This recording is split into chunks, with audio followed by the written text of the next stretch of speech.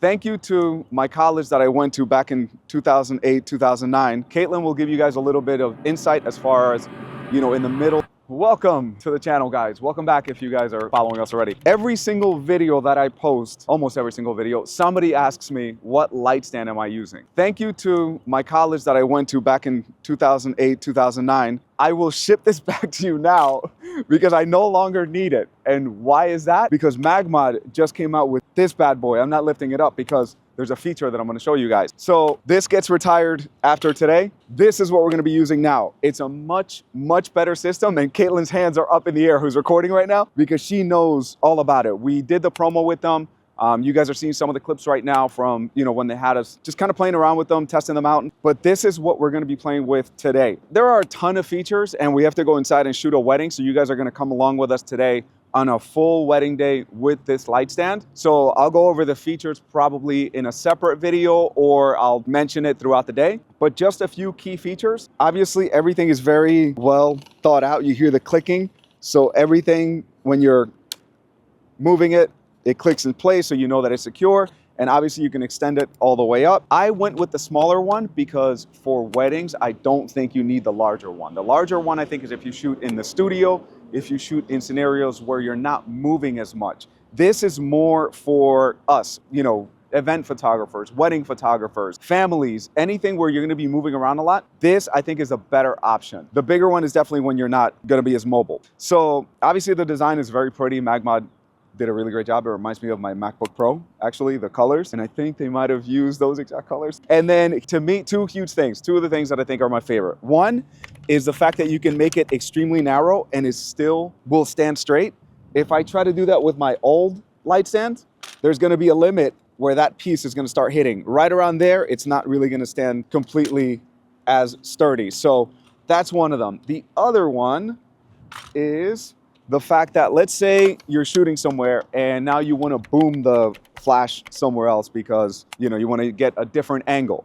Instead of holding out to the entire light stand, you just unhook that right there, bring that up here, and now you have a little monopole. I think that's what they're calling it. So that's it. And we'll be playing with it throughout the day. Kaitlin will give you guys a little bit of insight as far as, in the middle of the wedding, towards the end of the wedding, how it's performing, things she likes, things that she's noticed. So yeah, let's go and play with it.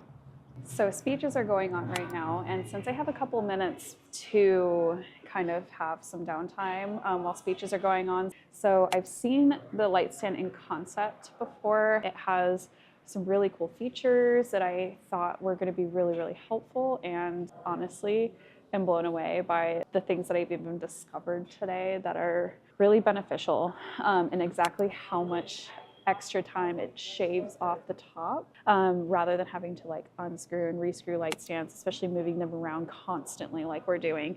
I feel like I'm having a much easier time being mobile at the times when we need it, like a boom flash. The feature of being able to take the monopod out is absolutely phenomenal. Being able to then just put it back onto the feet and set it up and go like I just did right now, also amazing.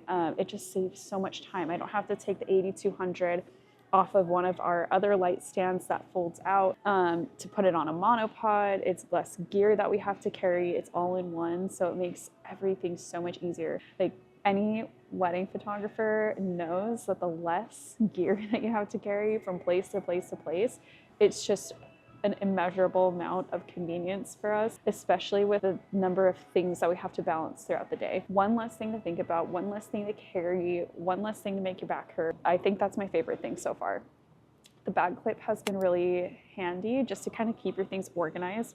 I haven't really used it for the weight counterbalance today. We haven't really needed that. It's been a pretty mild weather day, and we haven't really been in heavy foot traffic areas where things can get knocked or anything like that. But to be able to just keep all of our things neat, tidy, organized in one spot, which is also really important so we don't start losing things. I mean, we can maintain a professional appearance when we're at a wedding. I think that is also just great. I have no real complaints about the light stand so far. There are a few things that I have to get used to. For example, carrying it around, I have to just be a little bit more mindful about not pinching the tabs in on the sides, but I would take that any day, 100%, over having to screw and unscrew and hope that, you know, I screwed it tight enough that my flash isn't going to fall down. I've had issues with those things in the past before that I would absolutely 100% take being mindful of a clip over.